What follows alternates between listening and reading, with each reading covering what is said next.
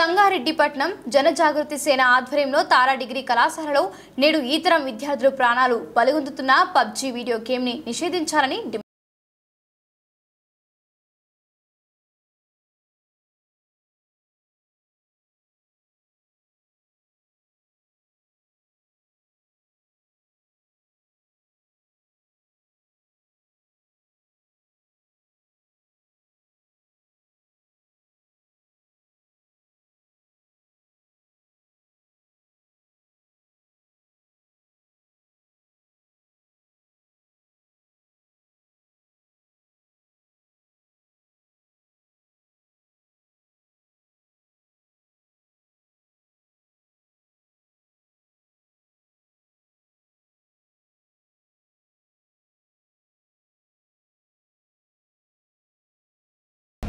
యువతను విచ్ఛిన్నం చేయడానికి ఏదైతే ఫారెన్ గేమ్ పబ్జీ గేమ్ అని ఏదైతే ప్రవేశపెట్టారో చాలా దుర్మార్గమైంది.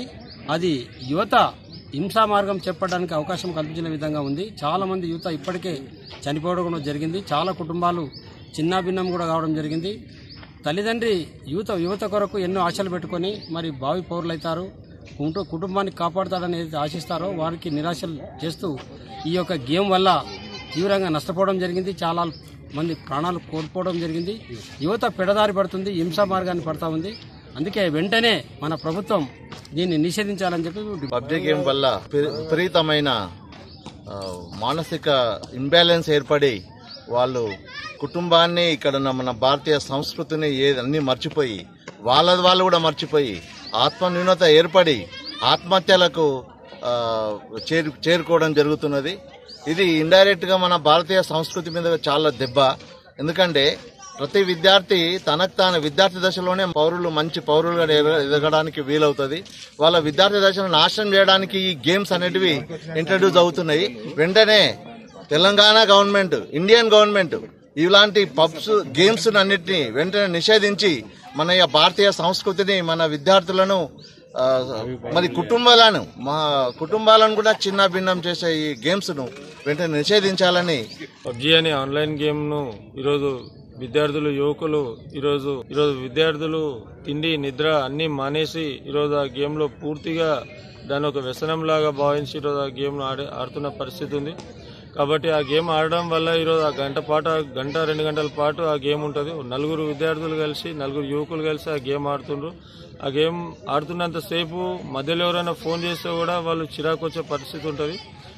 అప్పుడు ఎవరు కూడా ఫోన్ చేయొద్దు, వాళ్ళకు ఎవరు డిస్టర్బ్ చేయొద్దు. ఎవరు డిస్టర్బ్ చేసినా కూడా వాళ్ళు దాన్ని ఎంతో యాంగ్జైటీగా ఫీల్ అయ్యే పరిస్థితి ఉంటుంది. నరాలు తెగిపోయేంత ఉత్కంఠతో ఆ గేమ్ ఆడతారు. ఆ గేమ్లో ఒక 100 మందిని షూట్ చేస్తే ఒక్కరు విజయం సాధించినట్టుగా ఫీల్ అయ్యి ఆ గేమ్ను చాలా పెద్దగా మొత్తం దానికి అడక్ట్ అయ్యే పరిస్థితి ఉంది. కాబట్టి ఈరోజు ఎంతో మంది విద్యార్థులు తిండి నిద్రాహారాలు మాని ఈరోజు ఆ గేమ్ను ఆడుతుండ్రు. ఈరోజు విలువైన తమ జీవితాలను ఈరోజు తమకు తాము నాశనం చేసుకుంటున్న పరిస్థితి ఉంది. అంటే ఈరోజు ఆ గేమ్కు ఆ రకంగా దానికి బానిస అవుతుండ్రు.